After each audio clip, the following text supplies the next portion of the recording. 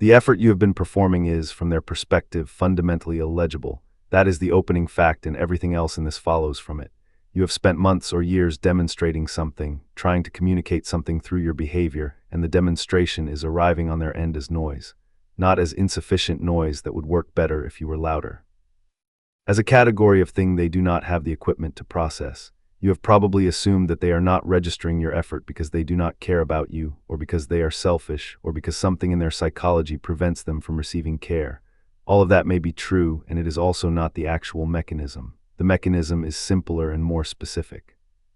They are not tracking effort at all. They are tracking something else entirely, and the something else is not a response to what you're doing.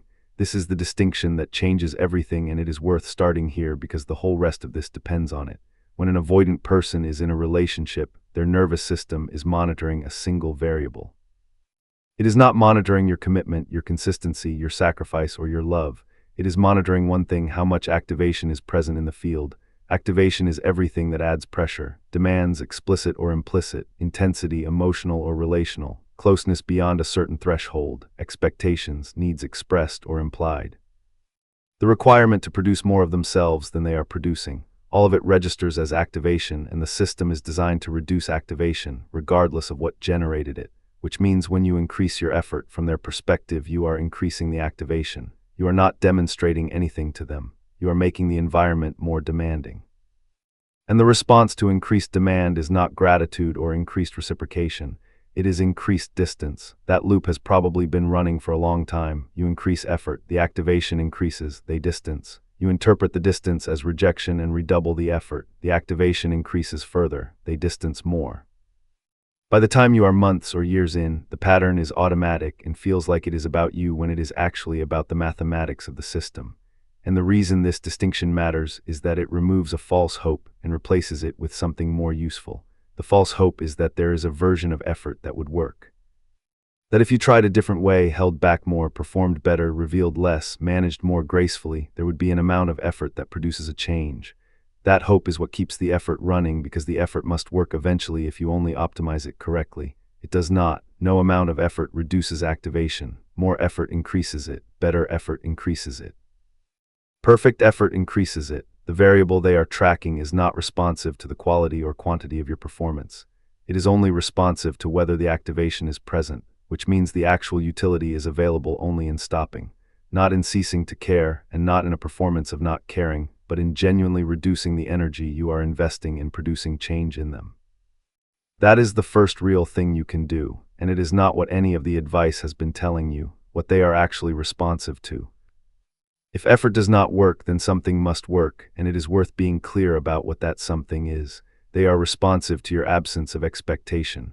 Watch what happens in a moment where you genuinely do not need anything from them.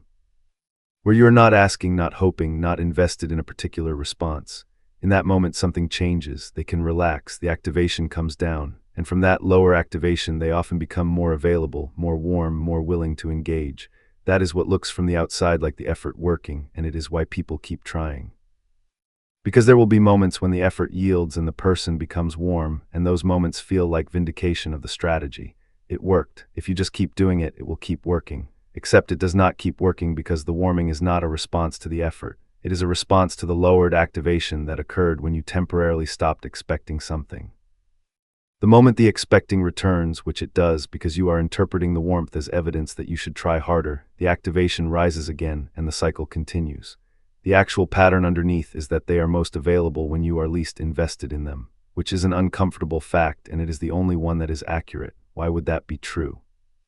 Because in that state there is nothing they have to do, no performance is required, no emotional labor is being demanded, the field is relaxed and they can be in it without their defensive system being activated. The system is not designed to respond to your needs, it is designed to respond to pressure.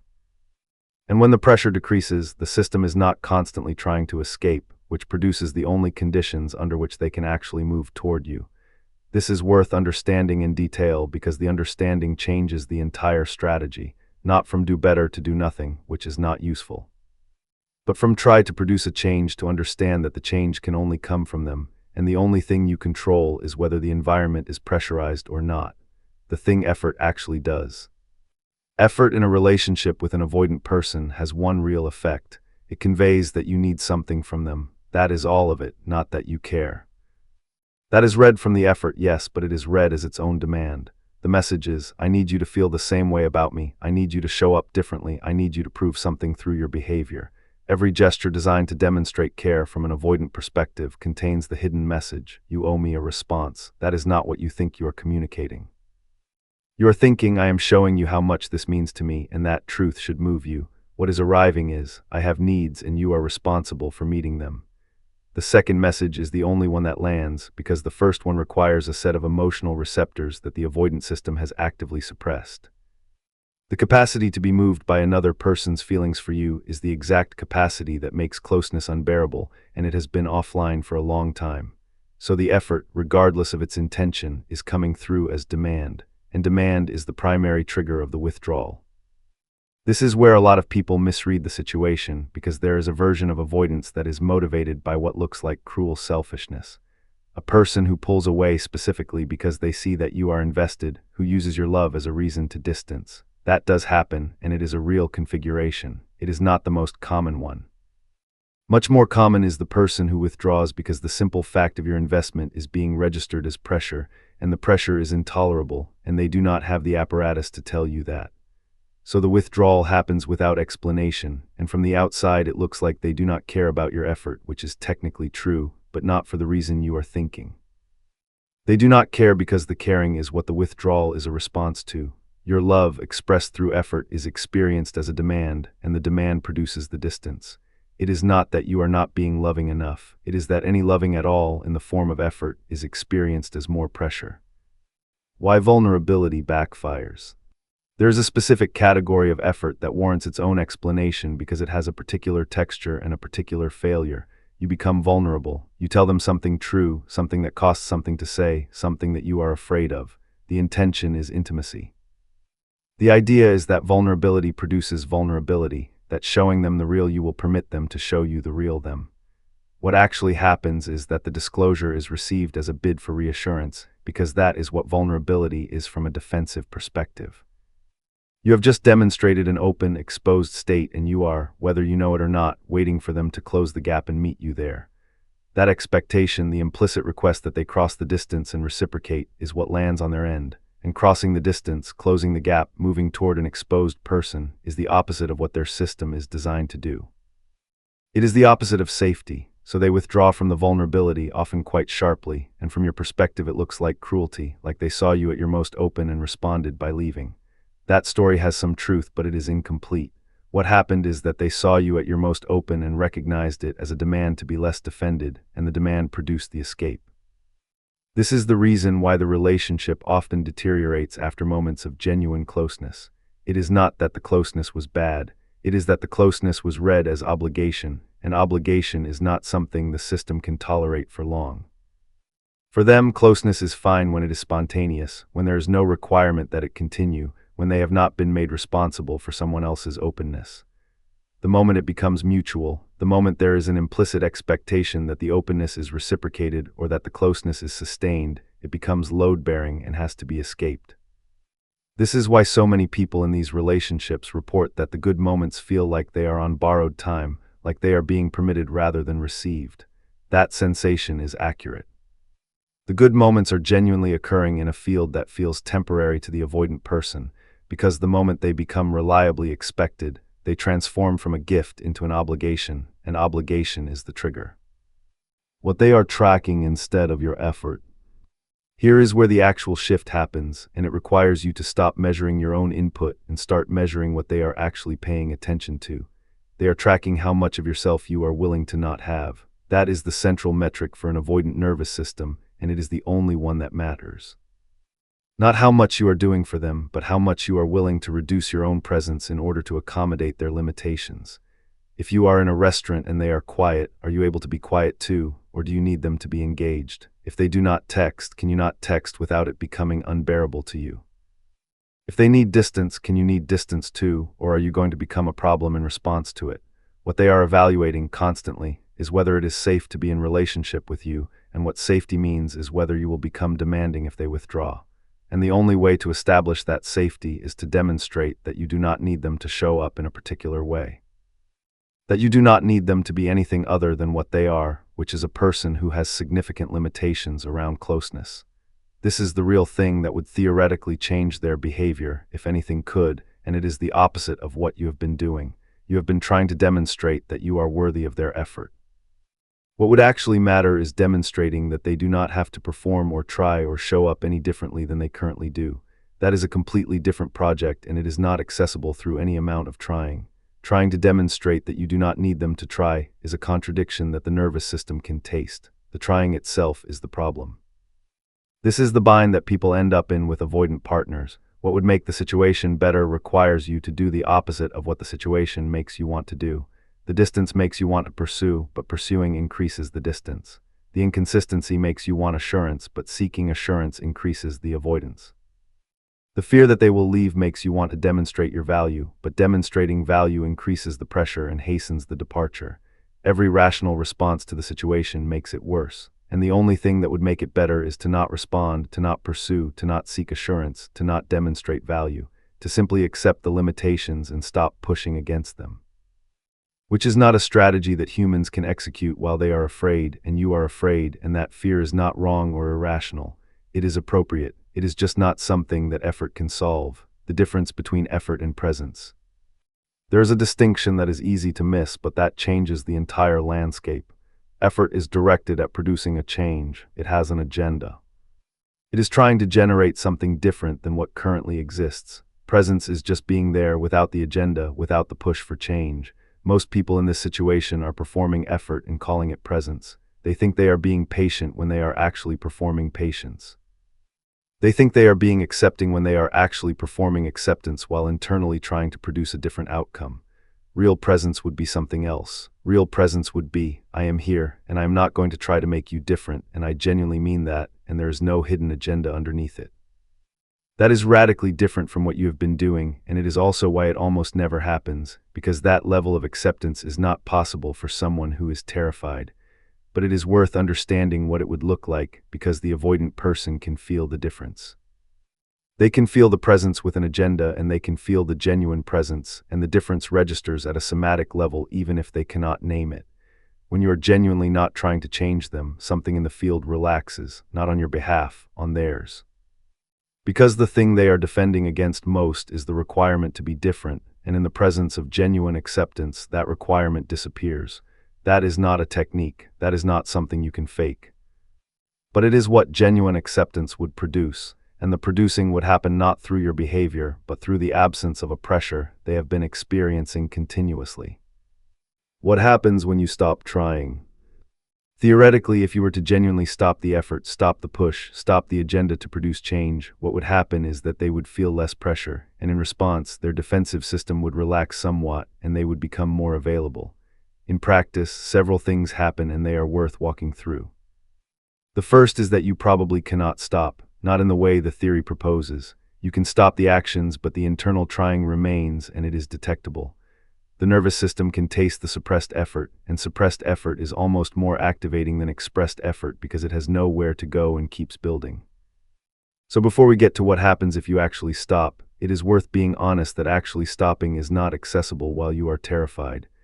The cessation has to be genuine, and it can only be genuine if the fear has dropped enough that you have actually, not performed, accepted the situation. That can happen, but it takes time, and it takes the specific kind of exposure that only comes from the long period of nothing changing despite your efforts. At some point, after many cycles of increasing effort producing no result, something gives up inside, and the giving up is genuine. And from that place, if you're still in the relationship, something different becomes possible. When genuine cessation happens, when the effort stops because you have actually accepted that the effort was not going to work, one of two things happens. In the first case, nothing changes. The person remains distant. The relationship does not improve. You were hoping that this was the secret, and it turns out there was no secret, and the relationship is not going to become what you wanted.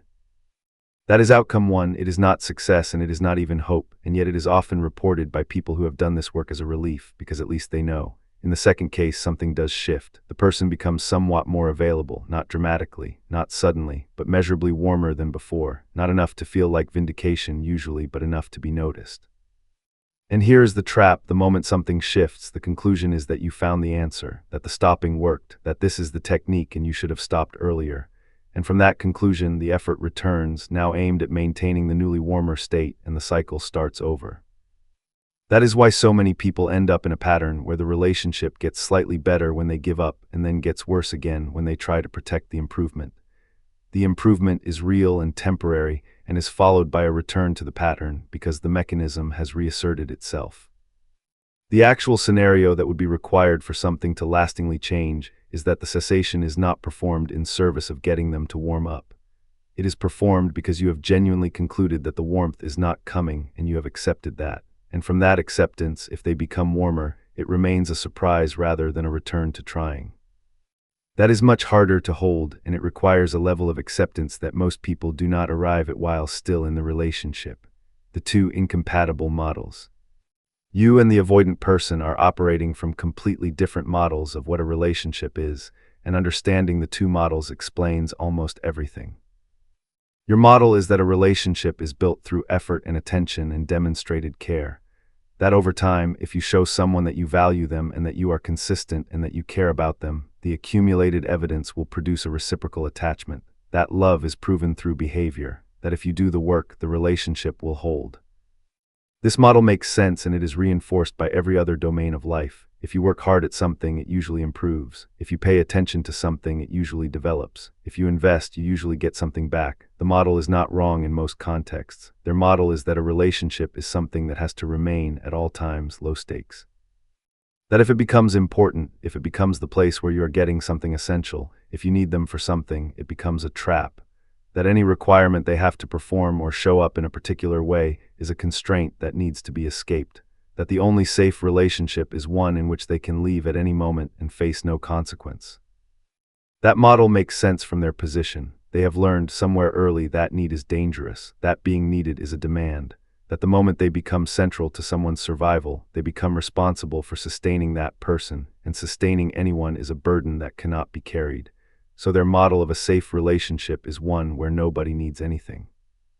Where it is an option that can be taken or left, where the person can disappear for a week and it does not create a problem, where they can be distant and it does not produce drama, where what they have to give is enough because nothing more is being asked. Now look at what happens when these two models collide. You are trying to build the relationship.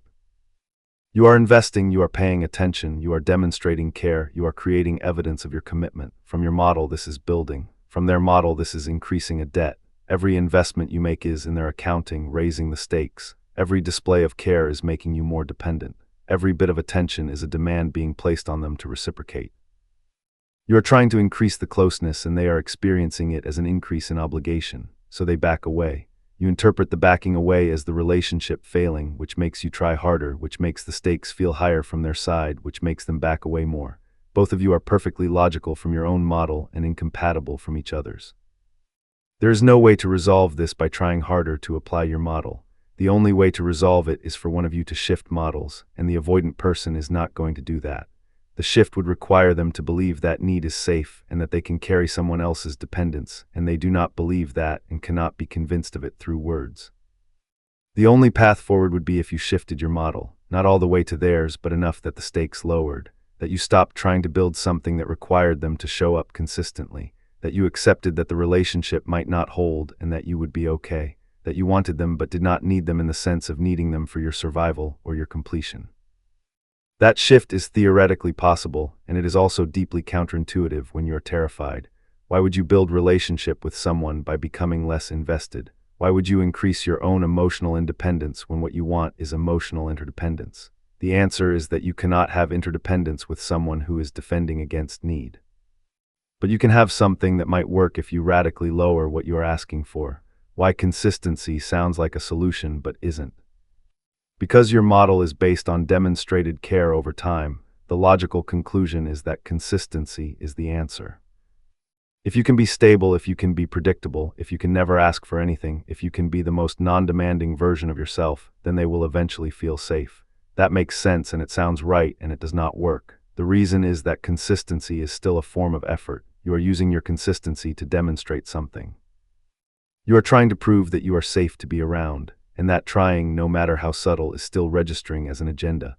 Also, the issue is not whether you are consistent. You probably are consistent. The issue is their own activation, and their activation comes from inside them, not from anything you are or are not doing.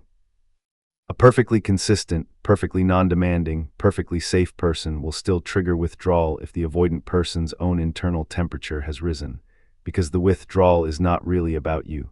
It is about them getting activated by their own closeness. They have gotten too close, they have felt too much, they have allowed themselves to soften, and the softening itself registers as a threat. So they withdraw. It does not matter what you are doing because what they are withdrawing from is not you, it is themselves. This is the thing that almost nobody understands about avoidant withdrawal, and it is the key to all of it. An avoidant person does not, in most cases, withdraw from the relationship because the relationship is bad or because the other person is not showing up. They withdraw because the relationship has become too good, because they have allowed themselves to feel too much, because they have lowered their guard, and in lowering it they have become vulnerable, and the vulnerability is something the system cannot tolerate. So the withdrawal is self-protective, but it is not in response to anything the partner is doing. It is in response to their own capacity for connection and their own discomfort with how much that capacity has been activated, which means consistency from you will not prevent it, goodness from you will not prevent it, anything you do will not prevent it because you are not the trigger. Their own capacity for closeness is the trigger. The withdrawal happens because they have allowed themselves to get close and they are now trying to restore distance. And the fact that they had to restore distance is not a sign that the relationship was not working. It is a sign that it was working too well, that they had lowered enough of their guard to genuinely feel something, and the feeling produced the alarm. This is worth understanding because it completely changes how you interpret the cycles. When they withdraw, it is not because your consistency was not enough. It is because there was a good period and their system read the good period as a threat and initiated the retreat, which means the cycles are not about you fixing something. The cycles are about them managing their own fear of connection. What they are actually afraid of. Here is the thing that usually goes unexamined, and examining it changes almost everything. An avoidant person is not primarily afraid of you leaving. They are afraid of needing you. That is the whole of it. Not that you will abandon them, though abandonment is bad, but that they will become dependent and that the dependence will consume them or obligate them or control them. They can handle rejection. Rejection is clean. Someone leaves, it is over, they move on. What they cannot handle is the state of being dependent on someone who has the power to hurt them. That state of vulnerability, that state of needing someone who could leave, is the thing the whole defensive structure is organized to prevent. So the drive is always toward independence, always toward a state where they do not need anyone for anything. The relationship can exist, but only if it is conditional, only if they can leave at any moment, only if they have not made themselves dependent. The way this manifests is that as soon as they feel themselves becoming dependent, as soon as they notice that they are looking forward to messages, that they are thinking about the person, that there is something at stake, they become frightened. And frightened, they withdraw. The withdrawal is the restoration of independence. It is the way they recreate distance so that they do not have too much at stake, and from their perspective, it is necessary. It is literally the thing that keeps the system from imploding. Now consider what it means if you try to resolve this by increasing consistency or demanding more closeness or expressing your feelings more strongly. From their perspective, you are increasing the stakes. You are making them more dependent. You are creating a situation where they are standing to lose something, and loss is the thing they have organized their entire psychology to prevent. So the push for closeness produces a push for distance that has nothing to do with you and everything to do with their own fear. And the harder you push, the more distance they need because they are increasingly terrified. This is not about your worthiness or your effort or your consistency. This is about a person who is fundamentally afraid of depending on anyone ever and who will maintain distance from anyone who starts to matter to them indefinitely until they deal with that fear. The thing that looks like it might work. There is a theoretical configuration in which this would be different, and looking at it clarifies the problem. If you genuinely did not need them, if you were genuinely happy whether they showed up or not, if you genuinely had a life so full and so satisfying that their presence was a bonus rather than a necessity, then they might relax. Not because you would have succeeded at being good enough, but because there would be no stakes. They would not be able to let you down because you would not be depending on them. That configuration is theoretically possible. Some people arrive at it naturally. They are genuinely not that attached to outcomes. They can want someone and not be destroyed if it does not work. They are whole in themselves, and a relationship is an addition rather than a completion. If you were that person, the avoidant withdrawal would not produce the panic it currently produces. You would notice it, you would be sorry, and you would go on with your life. And in going on with your life, you would remove the stakes, and in removing the stakes, they would have no reason to defend. But you are not that person, and the reason you are not is not because you are broken. It is because you need something and you are afraid that you will not get it. That fear is reasonable. That fear is what keeps you trying. And no amount of self-help is going to convert that fear into genuine indifference because the fear is rooted in something real. So the theoretical solution requires a version of you that does not exist, someone who has already completed the work and would not be in this situation in the first place. The solution requires that you become a different person, and becoming a different person is not something you can do while you're terrified that the person you are might be alone. This is the real bind. The thing that would theoretically work would require you to not need the outcome of this relationship, which means you would not be trying to save it in the first place. The cycles and what they are really about. If you have been in one of these relationships for any length of time, you know the pattern. There are good periods and bad periods. Good periods where they are warm and present and seem engaged. Bad periods where they are distant and unavailable and the relationship feels like it is slipping away. The conventional interpretation is that the good periods are when things are going well and the bad periods are when something has gone wrong, but that is usually not what is happening. What is actually happening is that the good periods are when they have felt safe enough to lower their guard. During these periods, they are more available, more warm, more willing to engage. The closeness actually increases, and the increase in closeness raises their own internal activation. The nervousness increases, the sense of being trapped increases, and then the bad period begins. The withdrawal happens, they become distant, they start finding reasons why the relationship is not quite right. They pull back, they create distance, they restore the independence they were losing. The bad period is not because something went wrong. The bad period is the correction that happens when they have gone too far into closeness. It is the restoration of the defenses.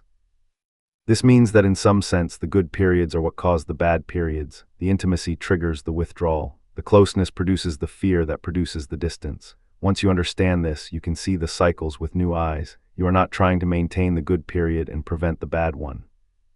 The good period is always going to be followed by the bad one because the good period is inherently triggering to an avoidant nervous system. This is why the relationship can never stabilize at the level of good, why it cannot just stay good, why the person cannot seem to maintain the warmth they showed you last week. It is not because you did something wrong. It is because the warmth itself is unsustainable for them, and this is also why the effort to prevent the bad period does not work. You cannot prevent something that is generated internally. You cannot stop a cycle that is being driven by their own fear. All you can do is be present during it and try not to make it worse, but most people try to make it better. When the distance arrives, they see it as a rupture and they try to repair. They reach, they explain, they try to understand, they try to do something that will restore the good period. And every bit of reaching, every bit of trying to repair is experienced as an increase in the stakes, which makes the withdrawal deeper, which makes the good period farther away.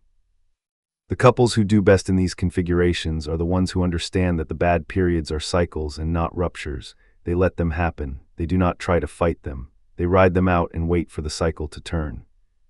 And when it turns, when the person comes back, they enjoy it and they do not try to prevent the next cycle from coming because they understand that the cycle is not preventable. What it means that they cannot tell you why. An avoidant person, when they withdraw, usually cannot explain it. Ask directly what is wrong, what happened, why they are pulling back. They often genuinely do not know. That is not evasion in most cases. That is honesty. They do not know. The withdrawal was not a decision. It was a response to something they felt. And what they felt was a buildup of internal pressure that they could not tolerate, and the only way to release the pressure was to increase distance. But they cannot say that. Because saying it means acknowledging that their own fear is what is driving the withdrawal, not something external. It means admitting that they became frightened of the closeness, and that admission is its own kind of vulnerability that the system works hard to avoid. So instead they find reasons, things you did or did not do, incompatibilities, fundamental differences. Things that are external and that explain the withdrawal without requiring them to look at themselves. And you, on the receiving end, accept these reasons because they seem to make sense. The relationship must be failing. There must be something you can fix. The alternative, which is that the withdrawal is driven by their own terror and has nothing to do with you, is harder to accept because it means there is nothing to fix. This is where a lot of people make a mistake. They take the reasons at face value and try to address them. They try to become less of whatever the complaint is, try to become more of whatever they think is wanted. But they are trying to solve a problem that was never actually the problem. The problem was and remains the fear, and fear does not respond to you becoming different. Fear only responds to time, to experience, to the slow building of trust that close relationships might not actually be dangerous, and that building has to happen internally. It cannot be done for them. What happens when you understand this?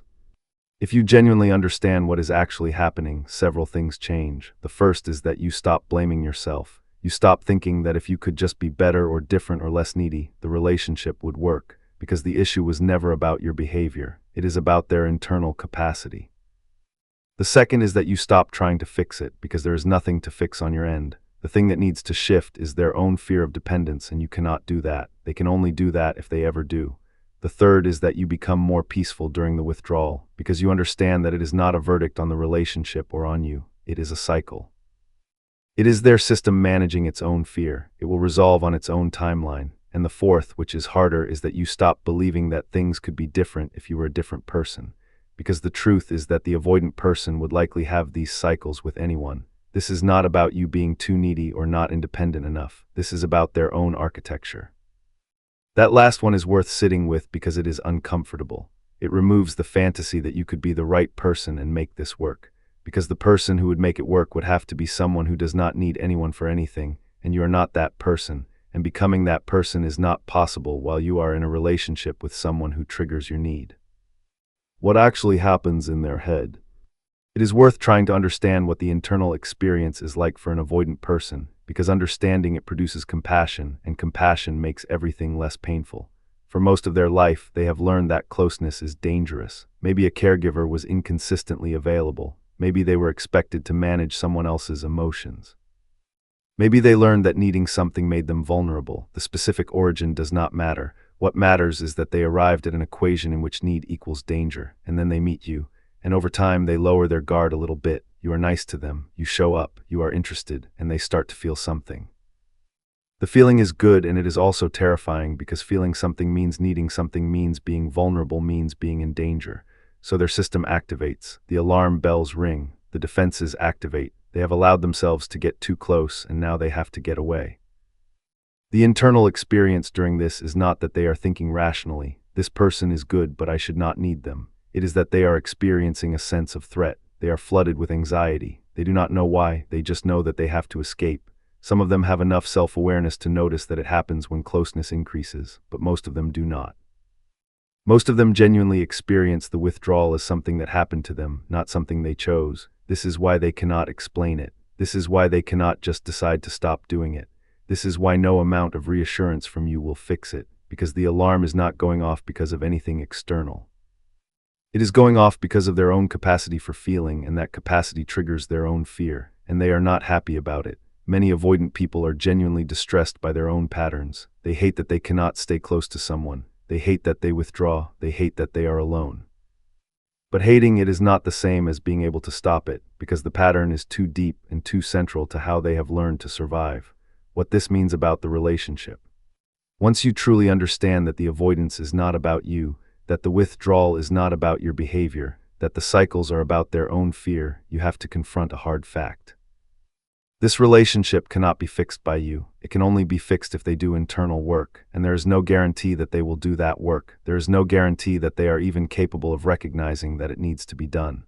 So the relationship exists in a kind of permanent limbo. It can be good for periods, but it cannot be reliably good. It cannot reach the kind of stable closeness that most people want in a partner, because any sustained closeness triggers the alarm. This is not a failure on your part. This is not something you did wrong.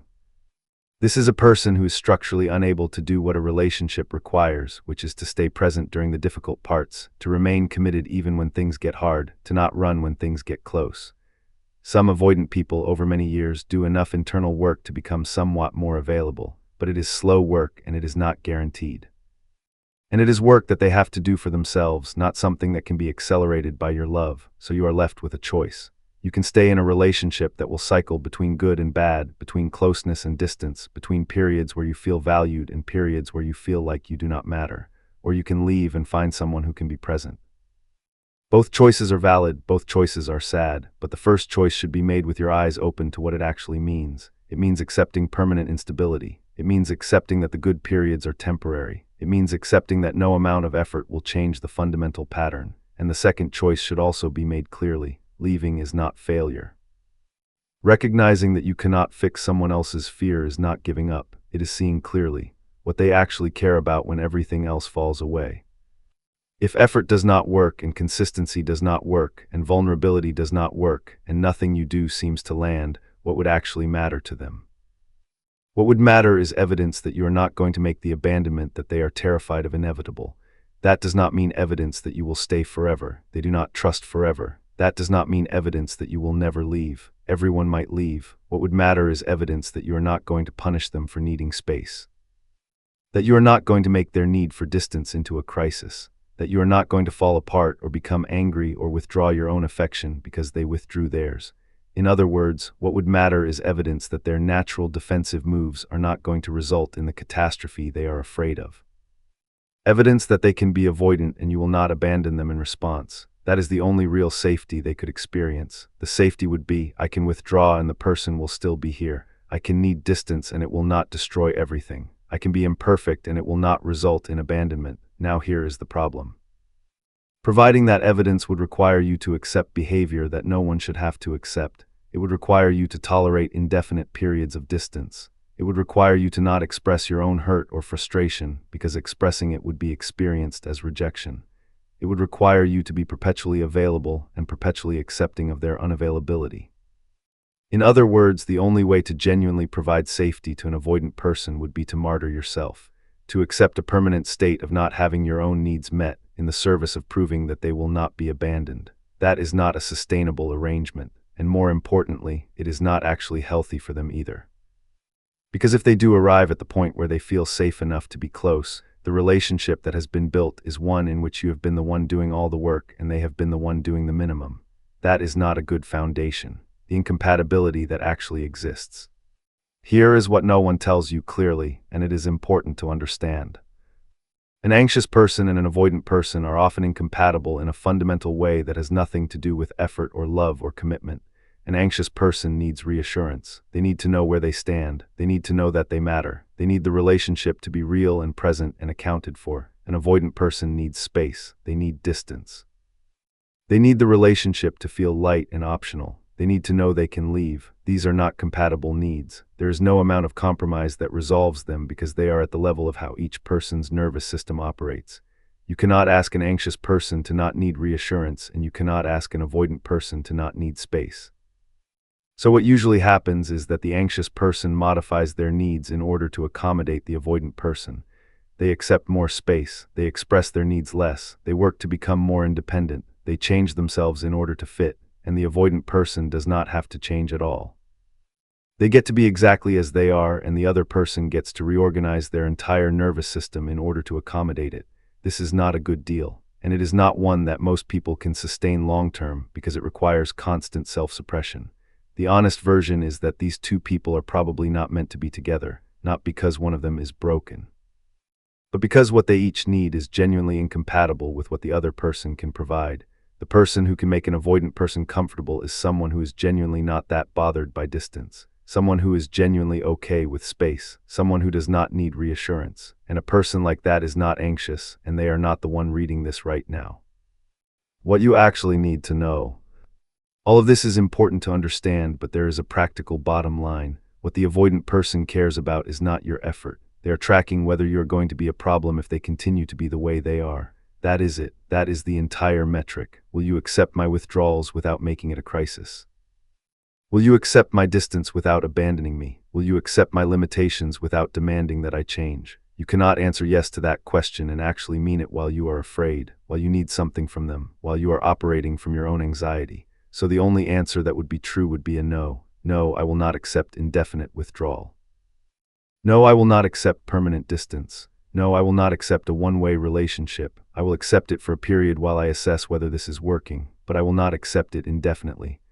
That answer, delivered plainly and clearly, is actually more likely to produce a change than any amount of effort to be perfect would be, because it establishes a boundary. It says, I care about you and I am not going to martyr myself. And here is the thing that is hard to accept. That boundary might end the relationship. The person might look at your boundary and conclude that the stakes are too high and leave. And that outcome is actually clarifying, because it tells you that they were never going to be able to stay present for you anyway. So what you actually need to know is not how to earn their effort or convince them to change. What you need to know is that some relationships are not workable, and this might be one of them. And recognizing that is not failure, it is clarity. Why time alone does not fix this. There is a belief that underlies a lot of people's hope in these situations, which is that time will change things. That if they just stay long enough, if they are patient long enough, eventually the avoidant person will feel safe enough and the relationship will deepen. That does not usually happen. Time alone does not fix avoidance. The reason is that the fear is not about whether the person has proven themselves over time. The fear is about the fundamental structure of closeness, and closeness does not become less threatening just because time passes. In fact, sometimes the opposite happens. The longer the relationship goes on, the higher the stakes become, because there is more history, more commitment, more at stake. And the higher the stakes, the more frightening the closeness can be. So a person can be in a relationship for 5 years and still be withdrawing at the same rate as they did in year 1, because the fundamental issue has not been addressed. They have not done any work on the fear. They have just been in a relationship while being afraid. Time will fix something, but it is not the fear. Time will build a kind of companionship, maybe. Time will create a routine that feels comfortable in its constancy, but that is not the same as the closeness deepening or the withdrawal stopping. What would actually change things is if the avoidant person did internal work, therapy specifically, work directed at understanding where the fear came from and whether it is still accurate, work at building capacity for closeness. Work at tolerating the vulnerability that comes with depending on someone. Some people do that work, but most do not, because it is not something they are doing for themselves. It is something they might do if enough pain accumulated that they had no choice. But absent that pain, absent a crisis that forces the issue, most people just continue the pattern. And waiting for that crisis, waiting for that pain to accumulate, is a form of hope that may never be realized. What genuine change would actually look like. If an avoidant person were to actually do the work and change, what would that look like? It would not look like suddenly being warm and available. It would look like slowly, incrementally, being able to tolerate slightly more closeness. It would look like not withdrawing after every good period. It would look like staying present even when the vulnerability is rising. It would be gradual, it would be uneven. There would still be bad periods, but the bad periods would be shorter. There would still be distance, but it would resolve faster. The key marker would be that the cycles would gradually stabilize. The good period would last longer before the bad period kicked in. The bad period would be less severe. The return would be faster, but it would take years. We are talking about years of consistent work, and it would require them to want to do the work, which means it would require them to have enough pain or enough motivation to push through the discomfort of facing their own fear. Most people do not have that. Most people just stay stuck. And more importantly, the person waiting in the relationship cannot accelerate this process. You cannot make them want to do the work. You cannot push them into therapy. You cannot make the pain accumulate faster. All you can do is wait, and waiting is exhausting, and there is no guarantee that anything will ever change. The trap of incremental improvement. Here is where a lot of people get stuck, and it is worth naming because it is the most insidious trap. Over time, the relationship gets slightly better, not dramatically, but measurably. The withdrawals are maybe a day shorter than they used to be. The return is slightly warmer.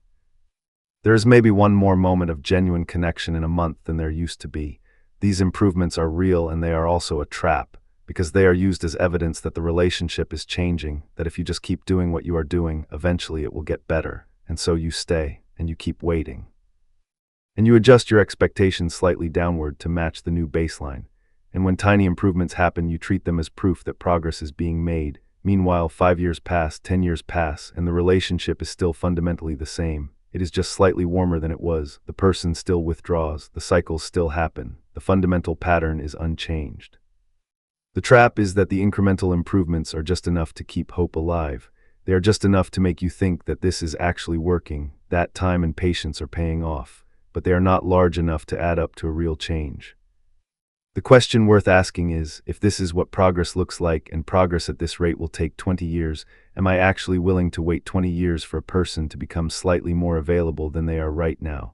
That is not a rhetorical question. You might be willing, some people are. But it is worth asking it honestly, because the answer determines whether you can sustainably stay in this relationship, or whether you will eventually burn out. What happens when you leave? A lot of people stay in relationships with avoidant people because they are afraid of what will happen if they leave. They imagine that the person will fall apart. They imagine that they will be alone. They imagine that they will have wasted years on nothing. Some of that might be true, but here is what actually happens more often than not. When an anxious person leaves an avoidant relationship, they immediately feel relief. The relief surprises them because they expected to feel loss, and they do feel loss, but what they feel more is relief. Relief that they do not have to be perfect anymore. Relief that they do not have to manage their own reactions to try to protect the other person. Relief that they can just be themselves. And the avoidant person, if they feel anything, often feels relief too. Relief that they do not have to maintain the relationship. Relief that they do not have to worry about being abandoned. Relief that they are alone with their own mind. So the leaving, which was supposed to be catastrophic, often ends up being neutral or even positive for both people. What also happens is that both people are usually better off. The anxious person gets to find someone who can be present. The avoidant person gets to not have to worry about disappointing anyone. They both get to live the way their nervous systems actually want to live.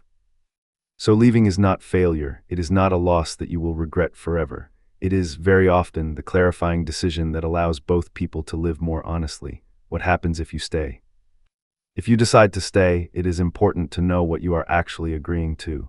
You are agreeing to a relationship that will cycle between closeness and distance indefinitely. You are agreeing that there will be periods where you feel abandoned even though you technically have not been abandoned. You are agreeing that there will be no explanation for the withdrawals because the withdrawals are not about anything you did. You are agreeing to modify your own needs significantly in order to fit the relationship. You are not agreeing to a relationship that will get better. You are agreeing to a relationship that will stay basically the same, with maybe small incremental improvements over many years. And you are doing this while carrying a background awareness that the person you are with is doing the minimum, that they are not trying to change, that they are not in therapy, that they are not addressing their own patterns. You are doing all the work and they are doing none of the work. That is not a judgment on them. It is just a fact. And it is a fact worth accepting clearly, because if you think you are agreeing to something different, you will end up disappointed. But if you go in with your eyes open, if you accept this and you are genuinely okay with it, then you can stay. You can make peace with the relationship as it is. You can stop trying to change it. And from that peace, you might actually have some good times. The difference is between staying and accepting and staying and hoping. Staying and accepting is sustainable. Staying and hoping is exhausting. What actually happens in these relationships over time? The relationships that last are usually the ones where one of two things is true. The first is that the anxious person has genuinely become secure. They have done so much work on themselves that they are no longer anxious. They can be in the relationship and genuinely not need the other person to be different. This is possible, but it is rare and it is a lot of work. The second is that the anxious person has become numb. They have lowered their expectations so much that they are no longer disappointed by the avoidance. They have turned their need off. They have become avoidant too, in a defensive way. The relationship continues, but it is no longer a source of intimacy for anyone. It is just a practical arrangement. Both of these are possible, but neither of them is the scenario where the person is still anxious and still hoping for change, because that scenario is not sustainable. It falls apart when the hope finally dies. So the question to ask yourself is, which one am I willing to become? Am I willing to do 5 years of intensive personal work to become genuinely secure? Or am I willing to gradually close down my own needs until I do not expect anything from this person? If the answer to both is no, then staying is not actually an option, even though you might stay for a while before eventually leaving. The deepest incompatibility. There is something underneath all of this that almost never gets named, and it is worth saying. An avoidant person at their core does not believe that they deserve to be loved. On some level, they believe that they are fundamentally unworthy. And the way they protect against the pain of that belief is by withdrawing before someone else can confirm it. If they stay close to someone and that person eventually leaves, it will confirm what they believe about themselves, which is intolerable. So they leave first, or they push away, or they maintain enough distance that when it ends, it is not a surprise. Now, an anxious person is someone who desperately wants to prove to themselves and to the other person that they are worthy. They are trying to overcome a similar core belief through evidence. If they can make this person stay, if they can make this person love them, then maybe it means they are worthy. So the anxious person is trying to provide evidence of worthiness, and the avoidant person is trying to avoid the evidence that would confirm their lack of worthiness. They are operating from completely incompatible needs. The anxious person needs to prove themselves. The avoidant person needs to avoid being seen enough that they could be rejected. And there is no way to reconcile those two needs. One person wants to be known. The other person wants to remain unknown. One person wants closeness to prove something. The other person wants distance to protect something. This is a deeper incompatibility than just attachment style. This is a mismatch at the level of what each person is trying to protect and what each person is trying to prove, what you need to accept. If you're going to make sense of this and move forward, whether by leaving or by staying, you need to accept something that feels unbearable. You need to accept that their avoidance is not about you. It is not a reflection of your worth. It is not because you are not enough. It is because they are afraid, and their fear is theirs to carry. You cannot fix it. You cannot overcome it. You cannot prove yourself through it. No amount of effort, consistency, vulnerability, or change on your part will make someone less afraid if they are determined to stay defended. That acceptance is what all the effort has been preventing. That is why the effort continues, because accepting it would mean accepting that you do not have control over the outcome, that the person you love might never be able to give you what you need. That this might not work, accepting that is terrifying, so most people never do. They keep trying. They keep hoping that there is a version of effort that will work, but there is not. And the sooner you accept that, the sooner you can make a real decision about whether to stay or leave, a decision based on reality rather than hope. That is the whole of it.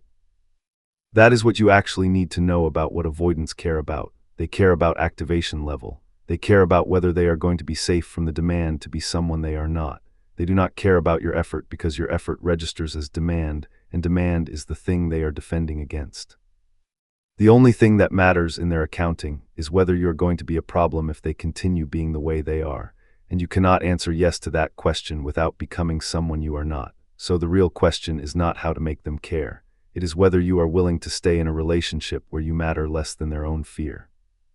Because that is the relationship you are in, and no amount of understanding that fact will make it easier to accept, but accepting it is the first step to making any decision worth making. What activation actually is and how it works. The word activation has been used throughout, but it is worth understanding precisely what it means in the nervous system of an avoidant person. Activation is a state of readiness. It is what happens when a threat is detected. The nervous system goes on alert, the person becomes hyper-aware, the defenses prepare. There is a sense of pressure or danger that needs to be responded to. For an avoidant person, activation is produced by closeness, by the requirement to be emotionally present, by the sense that someone needs something from them, by the awareness that they are mattering to someone in a way that creates obligation. The state is uncomfortable. It is experienced as pressure, as threat, as something that needs to be escaped, and the escape is the withdrawal. Now here is the part that is crucial. Activation is not consciously chosen. The person does not think, I am too activated, so I will withdraw. The activation produces the withdrawal automatically. It is a response, which means that when you are trying to prevent the withdrawal by being less activating, you are trying to prevent something that is automatic, and automatic responses cannot be prevented by the other person being different. They can only be managed by the person themselves learning a different response. So when you try to be less demanding, less needy, less expecting in order to lower the activation, you are trying to control something that is ultimately not controllable from the outside. The activation might be somewhat lower, but it will return when the closeness naturally increases, because closeness itself is the trigger. This is why consistency does not work.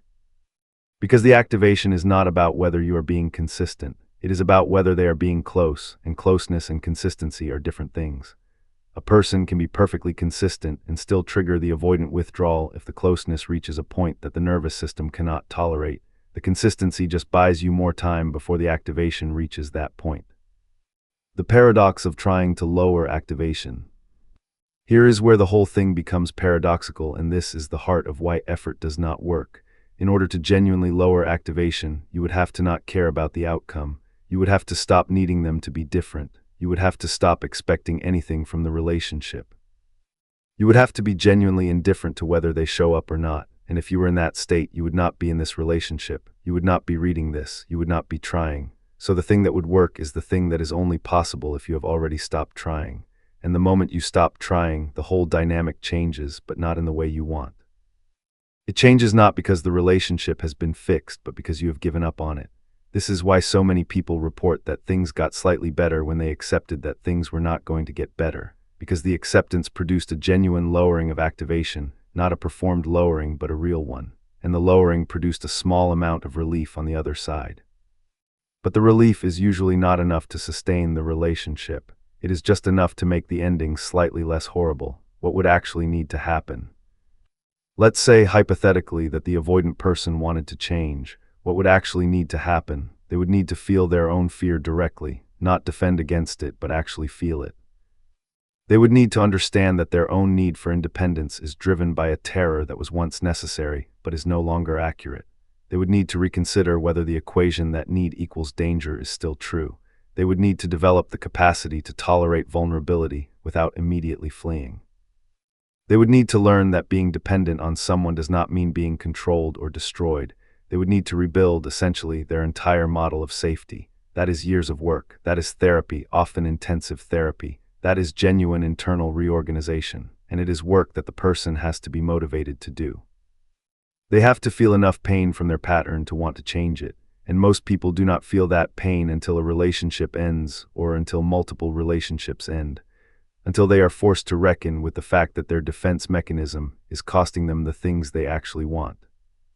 So the timeline is years of suffering in the current relationship, possibly followed by another relationship ending for the same reason, possibly followed by enough accumulated pain that the person finally seeks help. You could wait for that, but it is not guaranteed. It might not happen, and waiting is not a good way to spend your life. The specific moment where the mechanism shows. There is usually a moment, a specific conversation or interaction where the whole thing becomes visible. You express something that matters to you. You share something real, you make a request, something simple, something reasonable, and the response you get is sudden distance, or a deflection.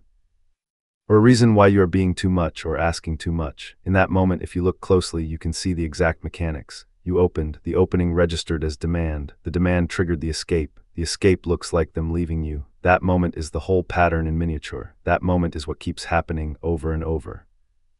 And most people in that moment immediately close themselves back up. They retract the openness. They apologize for being too much. They reduce themselves. They are trying to undo the threat they just created. But the retraction is its own demand. It says, I will be smaller so that you are not triggered.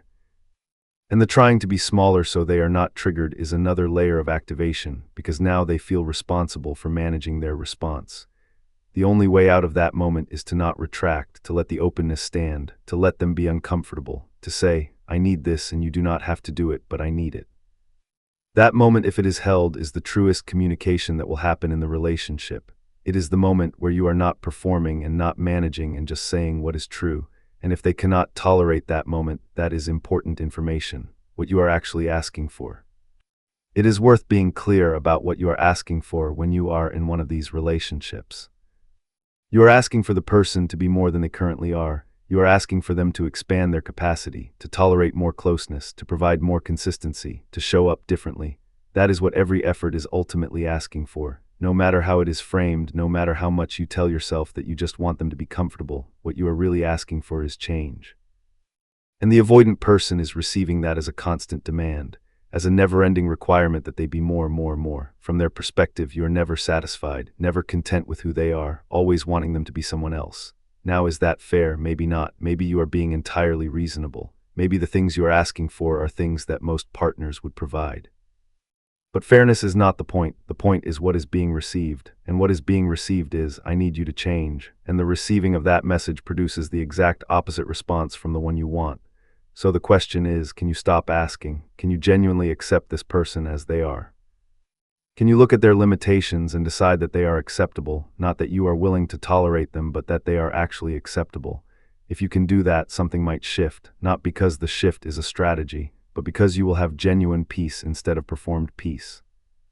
And if you cannot do that, then this relationship is fundamentally not workable, because what you need is incompatible with what they can provide. How to tell if you should leave? There is a test that is worth running. Imagine that nothing changes. Imagine that the person is exactly as they are for the rest of your life. The withdrawals are the same. The unavailability is the same. The cycles are the same. The consistency that is there is the maximum that will ever be there. Can you be okay with that? Not okay with it as in happy. Okay with it as in accepting it as the reality you are in. If the answer is yes, then you can stay. If the answer is no, then you should leave, because nothing you do will change the situation. Staying will just mean years of hoping for something that will not arrive. Most people, when they run that test, find that they cannot be okay with it. They cannot accept that this is as good as it gets, and that answer is the leaving decision made. Because staying despite knowing that you cannot be okay with it is a form of self-punishment. Some people can be okay with it. They are rare, but they exist. They have either done enough work that they are secure enough to tolerate the avoidance, or they have adjusted their expectations downward enough that they are no longer disappointed. But most people cannot. Most people are staying in hope, and hope is not a strategy that works in these situations. What actually works, and why almost no one does it. The only thing that actually works is to reduce your own investment in the outcome, to accept that the person may not change, to accept that the relationship may not work, to grieve the version of the relationship you wanted and accept the version that is actually here. And then from that place of acceptance to decide, do I want to be in this relationship or not? That is the only decision that is made from reality rather than from fear. Most people do not do this because doing this requires feeling the grief, requires admitting that what you have been doing has not worked, requires letting go of hope, requires facing the possibility of being alone. So they keep trying, they keep adjusting. They keep hoping that the next thing will be the thing that works, but the trying is what is keeping them stuck. The trying is what is producing the cycles. The trying is what is making the whole thing hurt. If you stopped trying, the hurt would still be there, but the hurt would be clean. It would be the hurt of accepting something you do not want instead of the pain of repeatedly banging against something that will not change. And clean hurt is something you can move through. Repeated hurt from repeated failures is something you get trapped in. Why this understanding is actually liberating. All of this sounds depressing, all of it sounds like bad news, and in some sense it is. It is bad news that you cannot fix this, that your effort does not matter, that this person is not going to be the way you need them to be, but here is what is actually liberating about it. If the problem is not you, then you do not have to fix yourself. You can stop the endless self-improvement project aimed at becoming the right person. You do not have to become more independent or less needy or less sensitive, you just have to be yourself. If the problem is not your behavior, then you do not have to keep evaluating every interaction trying to figure out what you did wrong. You can stop the self-blame. You can stop the endless questioning. If the problem is not about love or care or effort, then you can stop believing that you are not lovable or cared for. You can stop translating their avoidance into a statement about your worth. You can understand it for what it is, which is their limitation, not your failure. That is the liberation. It is not that everything is suddenly fixed. It is that you stop being the person who is responsible for fixing it, and that stopping, that release of responsibility is what actually produces peace. Because you are no longer trying to solve something that is not solvable by you. You can be yourself, you can have your own needs, you can ask for what you need.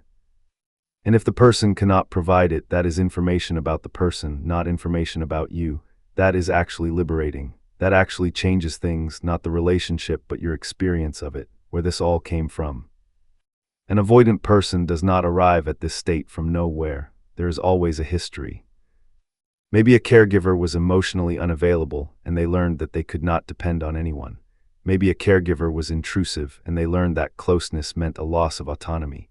Maybe they were expected to be the emotional support for someone else and they learned that having their own needs was not permitted.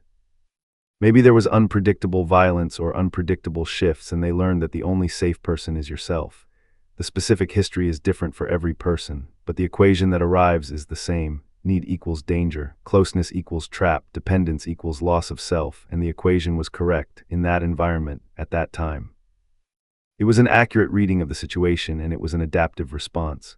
But the person is now an adult, the environment is different, the threat is no longer real, but the equation is still running, the alarm is still going off when closeness arrives. The system is still trying to protect against a threat that no longer exists, so they are not broken, they are not selfish. They are someone who learned correctly to protect themselves, and who did such a good job of learning that they have not yet figured out that the protection is no longer necessary. This is worth understanding because it produces compassion. It is hard to be angry at someone when you understand that their behavior is the result of survival mechanisms that made sense at the time. But compassion is not the same as acceptance. Understanding where it came from does not mean it is acceptable now. Understanding why someone is the way they are does not mean you have to tolerate it. What is actually happening in your psychology? While all of this is happening with them, something is also happening inside you. You are reorganizing yourself. You are lowering your standards. You are modifying your needs. You are becoming smaller. You are learning to live in a state of constant vigilance, constantly monitoring for signs of withdrawal, constantly adjusting yourself to try to prevent disaster. That is not healthy. That is slowly and gradually making you unwell. The person who emerges from a long-term relationship with an avoidant person is often someone who has lost touch with themselves, someone who has become so focused on managing the other person that they have lost track of what they want, someone who has become anxious in response to the avoidance and now has their own set of defenses and protections. This is not a small thing. This is a genuine erosion of psychological health, and it can be reversed, it can be repaired, but it takes time and it takes distance from the trigger, which is the relationship. If you stay, that process continues. The erosion continues. You continue to reshape yourself around the limitations of another person. It is worth considering what that is costing you. The belief that you can manage their fear. There is a common belief among anxious people in relationships with avoidant people, which is that if they just do enough, if they are patient enough, if they understand enough, they can create safety for the avoidant person. That is false, and it is a dangerous belief because it keeps you in a position of responsibility for someone else's emotional state. You cannot create safety for another adult. You cannot fix their fear. You cannot reorganize their nervous system through love and consistency. What you can do is be trustworthy. What you can do is not hurt them. What you can do is be reliable, but whether that adds up to safety in their experience is entirely up to them. It is their job to feel safe. It is not your job to make them. And continuing to believe that it is your job to make them feel safe is what keeps you performing, keeps you trying, keeps you small. You are not responsible for their fear. You are responsible for your own integrity and your own well-being. Releasing that sense of responsibility is not abandonment. It is releasing something that was never yours to carry. How to evaluate whether you should stay. This is not a simple question, and it is worth taking seriously. The first thing to consider is this person doing any work? Are they in therapy? Are they reading? Are they talking about their patterns? Are they making any attempt to understand themselves? If the answer is no, if they are just continuing the same patterns without any introspection or effort, then staying is betting on something that has zero indication of changing. The second thing is, are there moments of genuine connection? Not just good moments, but moments where something real happens, moments where they actually show up. If there are zero moments like that, if the connection is entirely one way, then there is nothing to build on. The third thing is, can you actually tolerate this long term, not as a theory? Can your nervous system handle the cycles indefinitely? If you know that you will eventually break under the stress of the uncertainty, then staying is not sustainable. The fourth thing is, what is the cost to your own well-being? Are you sleeping? Are you functioning? Are you becoming someone you do not like? If the cost is becoming too high, then staying is harming you. And the fifth thing is, do you have somewhere else to stand? Do you have a life that would exist without this person? Do you have friends, work, interests, things that matter to you beyond the relationship? If the relationship is everything, then leaving is terrifying in a way that makes it nearly impossible. If you can answer these honestly and you find that you can stay without sacrificing your own mental health, then staying might be possible. But if you find that you cannot, then leaving is not failure. It is self-preservation, what mutual responsibility actually looks like. In a healthy relationship, both people take responsibility for their own stuff. You are responsible for your own reactions, your own healing, your own needs. The other person is responsible for theirs, and both people show up, both people try, both people are willing to be inconvenienced. In a relationship with an avoidant person, the responsibility becomes one way. You are responsible for managing your own anxiety, for managing their avoidance, for managing their fear. They are responsible for nothing. That is not mutual. That is not a relationship. That is a hostage situation where you are the hostage and the hostage taker does not even realize they have taken a hostage.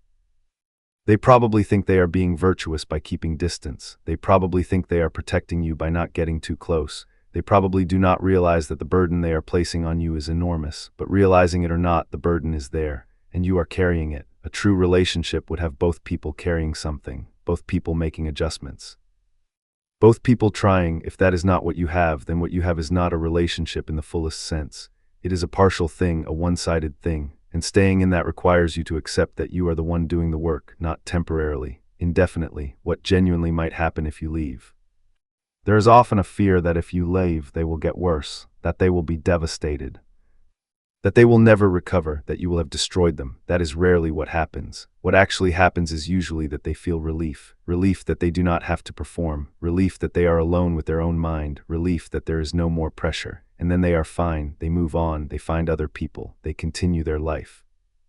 The thing that was supposed to be catastrophic is not. The relationship that was supposed to be everything was actually just a pattern they were in. That is hard to accept because it undermines the belief that this has been incredibly difficult for them.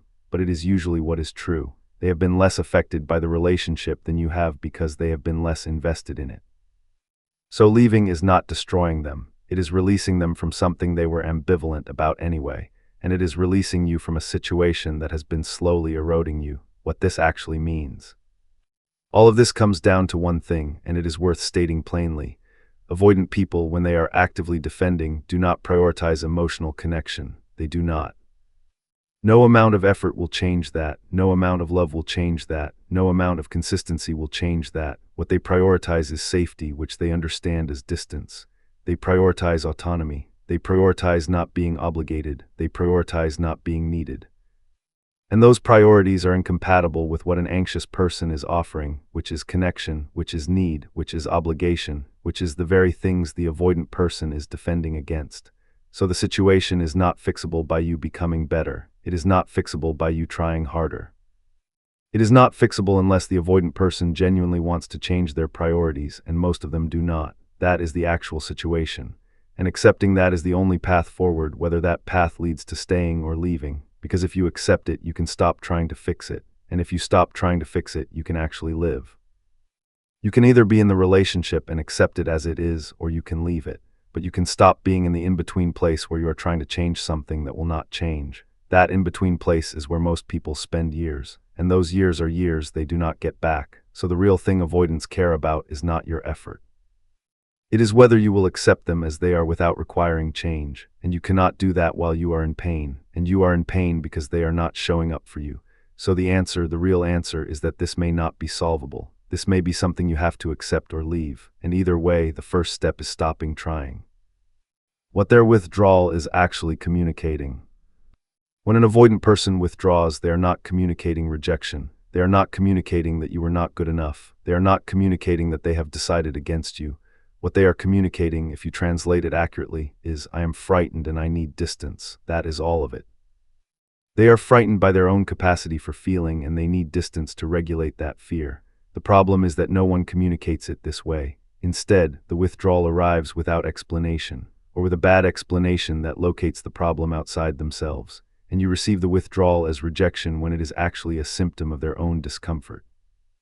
That is the mistranslation. The mistranslation is what makes it hurt. If someone said to you plainly, I am frightened by how much I feel for you and I need some time away to manage that, your response would be very different than your response to unexplained withdrawal. But they will not say that because they do not have the self-awareness to say it, and also because saying it would require them to be vulnerable about their own fear, and the whole defensive structure is organized around never being vulnerable. So you are left trying to interpret an unexplained withdrawal, and the most natural interpretation is that it is about you, but it is not about you. What genuine love from them would look like. There is something worth knowing, which is what genuine love from an avoidant person would actually look like. It would not look like the storybook version. It would not look like grand gestures or passionate declarations or constant availability. None of that would be present. It would look like someone who comes back after withdrawing, who shows up even if imperfectly, who tries even if the trying is awkward, who stays even though staying is uncomfortable. Genuine love from an avoidant person is not about how they make you feel in the good moments. It is about whether they actually return after the bad ones. If you are looking for someone to make you feel loved, an avoidant person cannot do that. But if you are looking for someone to stay, someone to keep showing up despite their discomfort, an avoidant person can do that, if they choose to. The question is, are they choosing to, or are they just staying because they have not yet gotten around to leaving? If you look at the pattern, if you look honestly at whether they show up in the hard moments or disappear, that tells you whether there is genuine love or just inertia, what you need to know going forward. If you're going to navigate this, if you are going to either stay or leave with clear eyes, you need to know several things. The first is that their withdrawal is not about you. Believe that. Know that, let go of the belief that you caused it or could have prevented it. You did not and you could not. The second is that your effort will not fix them. That whatever you do, consistency or patience or vulnerability, will not alter the fundamental pattern. So you might as well stop, not as a strategy, but because it is futile. The third is that if they change, it will be because they decided to do their own work, not because you waited long enough or loved hard enough or were good enough. It will be because they got tired of their own pattern and decided to address it. And the fourth is that you are allowed to leave. You are allowed to decide that this is not working for you.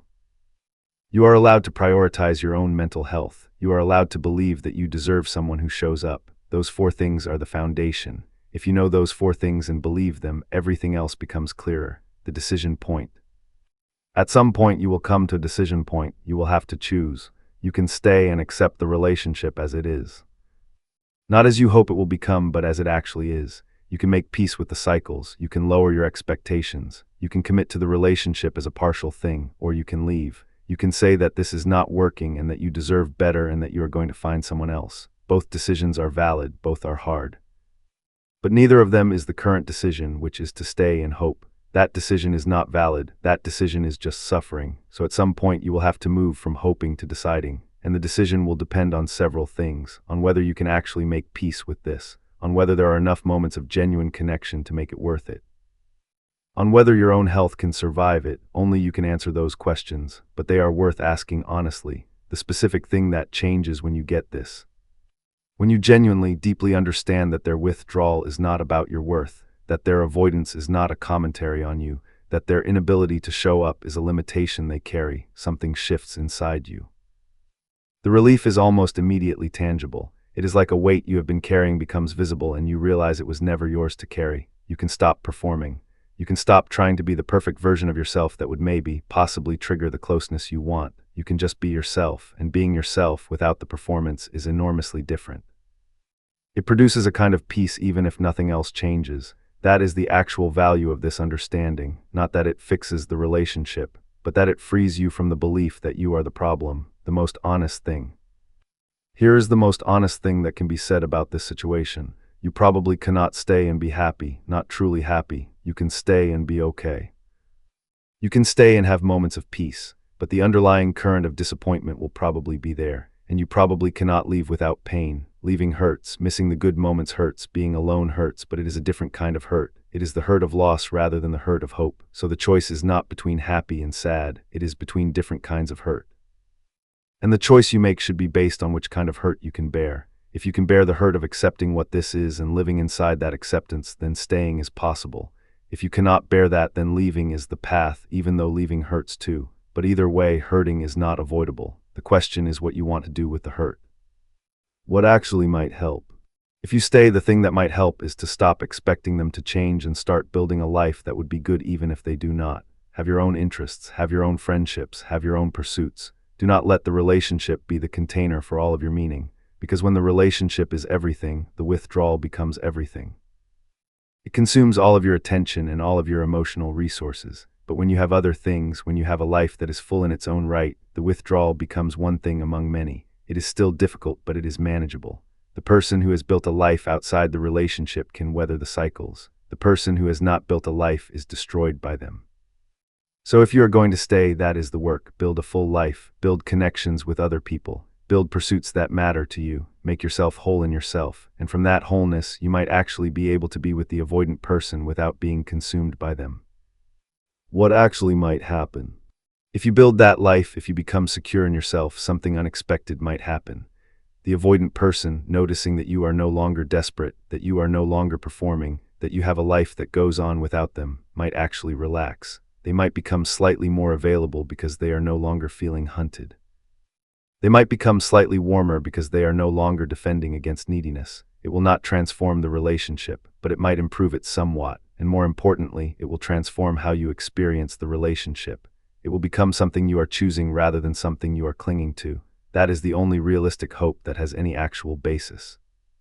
Not that they will change, but that you will change in a way that makes the relationship more tolerable, and that the change might produce small improvements in them as well. But that has to be done for you, not for them. It has to be done because you deserve a full life, not because it might convince them to show up. The last thing. All of this comes down to the understanding that what an avoidant person cares about is not your effort. It is whether you will accept the fundamental reality of who they are without requiring them to be different. And you cannot do that while you are in pain. So the path forward, any path, has to begin with releasing the belief that your pain can be fixed by their change. Your pain can only be fixed by you deciding something. Either I accept this and I build a life inside that acceptance, or I leave and I build a life outside this relationship. Both are possible, both are survivable, but the third option, staying and hoping, is what has to end. So the question is not how to make them care about your effort. The question is, how do I want to spend my one life?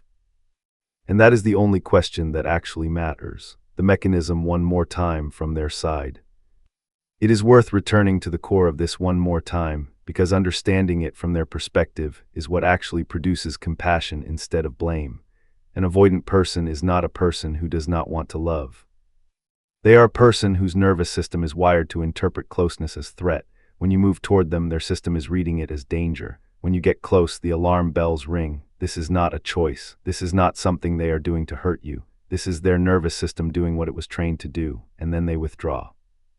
The withdrawal is the system's way of managing the threat. It is not personal. It is just physiology. And the withdrawal happens without them fully understanding it because so much of it is automatic. They might feel uncomfortable and not know why. They might feel trapped and not understand the trigger. They might feel the need to escape and just follow it without thinking. So when you are asking them why, when you are looking for an explanation, they often do not have one that makes sense because they are not conscious of what is happening inside them. They are just responding to a signal their body is sending them. And the signal is, get away. Understanding that does not mean it is okay. It does not mean you have to accept it. But it means you can let go of the idea that they are making a choice to hurt you. They are making a choice to protect themselves. That is different. Why the realization might come too late. Some avoidant people do eventually wake up to their pattern. They realize what they have been doing. They understand that their defense mechanism has been costing them the things they actually want. But often by the time this realization arrives, the person they were with has left. The person who was trying to love them has run out of resources and has gone, and then the avoidant person is alone with their own understanding. They finally see what was happening. They finally understand the person, and they finally want to be different, but the person is gone. And the realization which could have changed the relationship comes too late. This happens more often than people know. The leaving is what produces the clarity. The clarity comes too late to save what was there. That is one of the saddest parts of these dynamics, not that it is impossible to change, but that the change usually requires the loss first. So if you are the anxious person, if you are considering leaving, know that leaving might be the thing that produces the change you have been waiting for, but it will be too late to apply it to this relationship. That is the cost, and it is a real cost, but it is sometimes the price that has to be paid for the other person to finally get it. What secure people know that anxious people do not. A secure person, when they encounter an avoidant withdrawal, has a different set of internal conclusions. They notice the distance. They might raise it once, but when nothing changes, they do not double down. They do not interpret the distance as a reflection of their worth. They do not believe there is a version of themselves that would fix it. They simply conclude that this is how the person is, and then they make a decision based on that. They do not spend years trying to solve an unsolvable problem. A secure person leaves relationships with avoidant people much faster than an anxious person does, not because they love less, but because they love in a way that includes loving themselves. And loving yourself means not staying somewhere that is clearly not working. An anxious person stays because they believe they can fix it.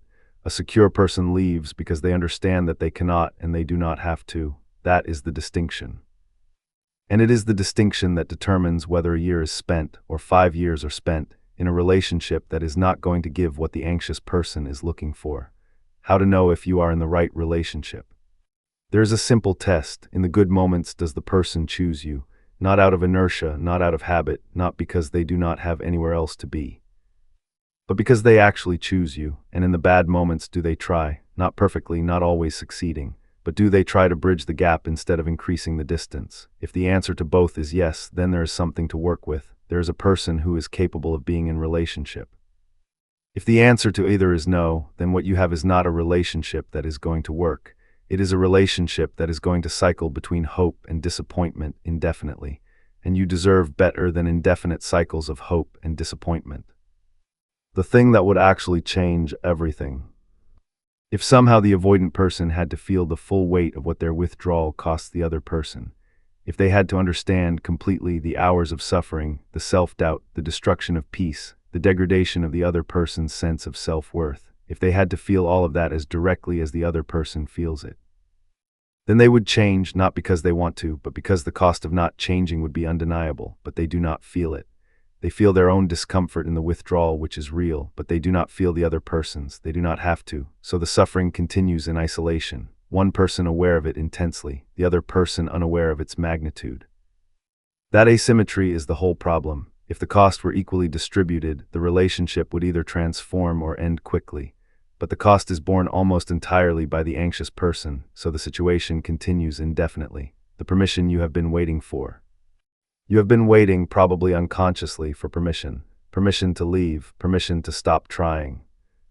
Permission to believe that your worth is not determined by whether you can make this work. This is that permission. You have permission. You are allowed to stop. You are allowed to leave. You are allowed to decide that this is not working and that you deserve better. You do not have to earn the right to leave through more suffering. You do not have to become certain before you go.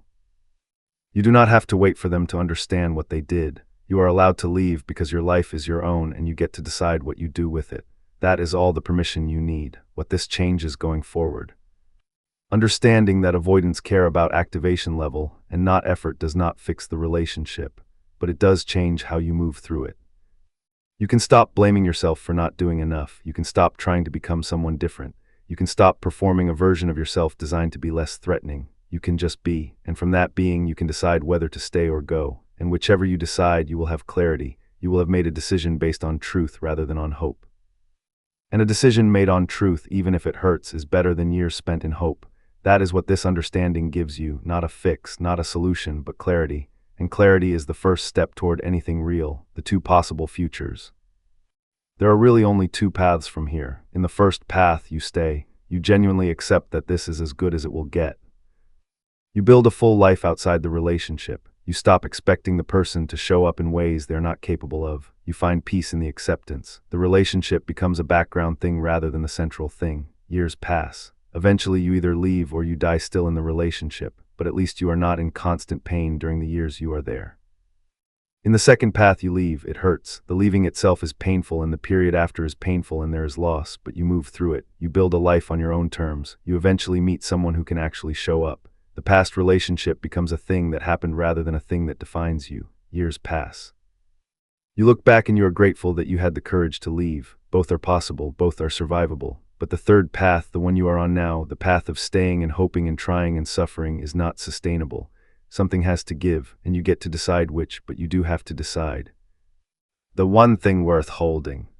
There is one thing that is worth understanding deeply and holding onto forever. Their inability to show up is not a reflection of your worth. It never was. It is a reflection of their own capacity, which is limited and probably always will be. You are not unworthy of love. You are just loved by someone who cannot love the way you need to be loved. Those are two different things, and the distinction is everything. A person who is worthy of love but paired with someone who cannot deliver that love is not a failure. It is a tragedy. And tragedies end sometimes when the person has the courage to walk away. But it does not mean they were not worth loving. It never meant that. The last word. Everything in this has been pointing toward one central truth. Avoidants do not respond to effort. They respond to activation level. Your effort increases activation. Therefore, your effort has the opposite effect of what you are intending. The only thing that would work is a genuine cessation of the trying, a genuine acceptance of the person as they are. A genuine peace with whether they show up or not. And that cessation, that acceptance, that peace is only possible if you have decided at some level that the relationship is not the container for your well-being, which means you have to have already started leaving mentally to arrive at genuine acceptance. The acceptance that works is the acceptance of someone who is no longer desperate. And that is a hard place to get to, which is why most people never do, which is why most relationships like this just continue indefinitely, both people stuck, both suffering in their own ways, but it is possible, and it starts with understanding. Understanding that what you are doing is not working, understanding that what would work requires you to stop doing it. And from that understanding, everything becomes possible. Leaving becomes possible, staying becomes possible, but most importantly, peace becomes possible. And peace in the end is the thing that actually matters, not the relationship, not the person, peace. The activation system and what it means.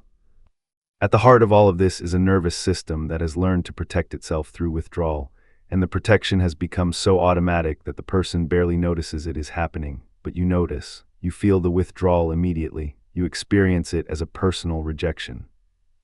And then you try to fix it, which increases your own activation, which is experienced by them, which increases their activation, which produces more distance.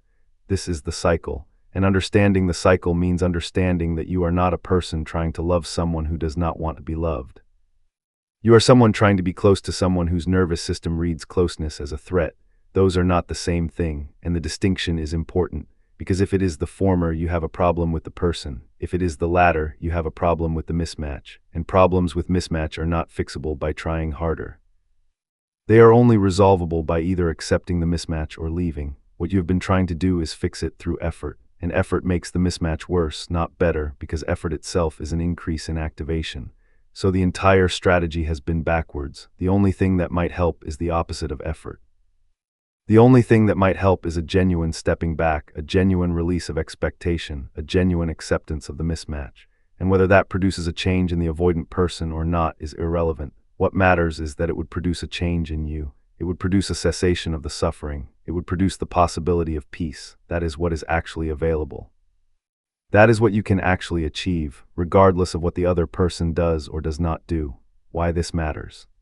This matters because there are people right now reading this who are in year 3 or year 5 or year 10 of a relationship that has not changed fundamentally.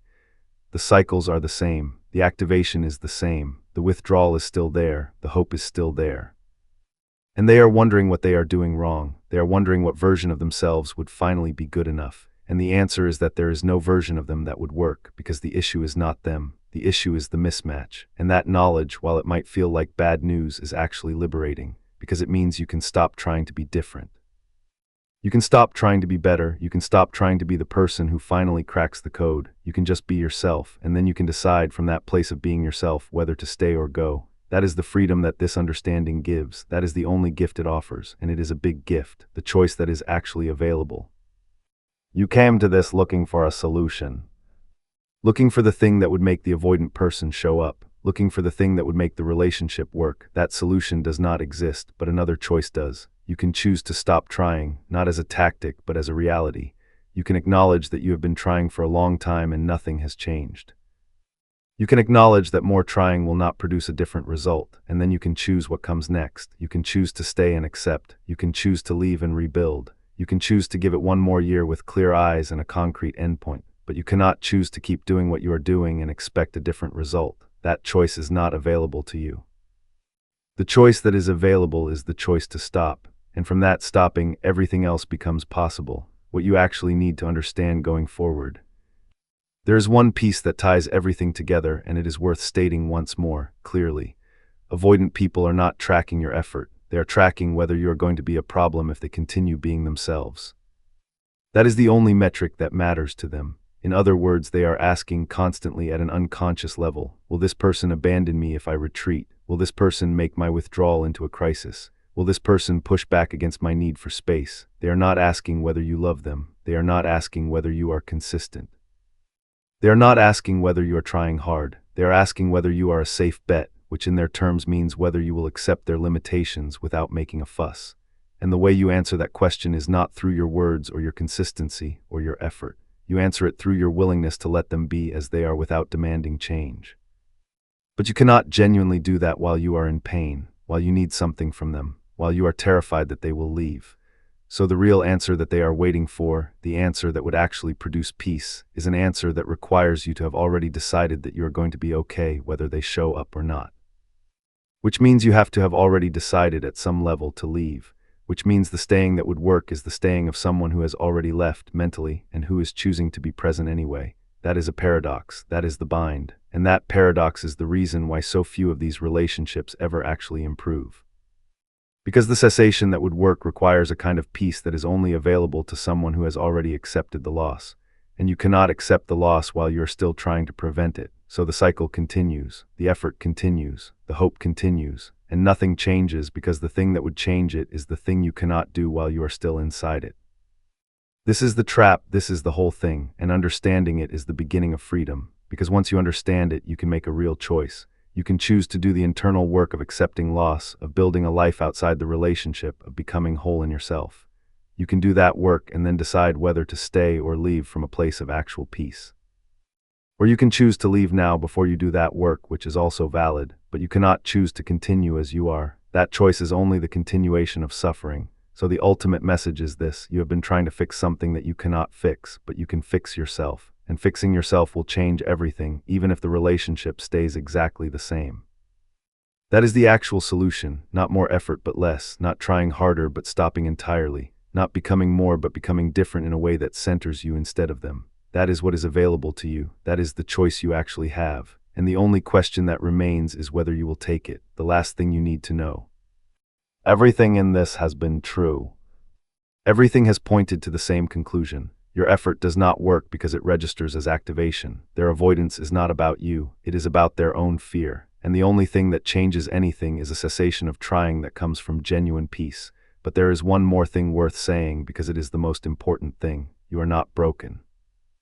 The fact that you keep trying, the fact that you keep showing up, the fact that you keep hoping, these are not flaws. These are the marks of someone who is capable of love, someone who is capable of dedication, someone who has the strength to keep trying despite repeated failure. That is a virtue, not a vice. That is something to treasure about yourself, not something to fix. The problem is not that you love too much or try too hard or care too deeply. The problem is that you are loving someone who cannot receive love in the way you are offering it, and you cannot change that by changing yourself. You can only change it by accepting it and then deciding what to do with that acceptance. So as you move forward, as you make whatever choice you make, hold this: you are not the problem. Your love is not the problem. Your effort is not the problem. The mismatch is the problem. And a mismatch is something that can be accepted or terminated, but it cannot be fixed by one person trying harder. You have done everything you could. You have tried every strategy. You have given everything you had to give, and if nothing has changed, it is not because you did not do enough. It is because what would be required is not possible in this relationship, and recognizing that is not failure, it is wisdom, the path from here. You came looking for an answer to what you are doing wrong, an answer to how to make them care about your effort. What you have found instead is the understanding that you are not doing anything wrong, and there is no way to make them care about your effort because the caring is not the mechanism at play. What is at play is a nervous system that is defending against closeness. What is at play is a person trying to protect themselves from the very thing you are trying to provide. And that understanding, while it might not feel like a solution, is actually the beginning of one. Because from that understanding you can stop, you can make a real choice. You can move forward in a way that actually serves you instead of serving the relationship. Whether that means leaving or staying with new eyes is up to you. But either way, you will be moving from hope into clarity. And clarity is the ground from which real decisions can be made. You deserve that clarity. You deserve a life that is not structured around trying to fix something that is not fixable. You deserve to know your own worth independent of whether someone else is able to recognize it. That is what the understanding offers, not the relationship fixed. But you freed from the belief that you are the problem. That freedom is worth everything. Take it, use it, build from it. Your life is waiting on the other side of the trying.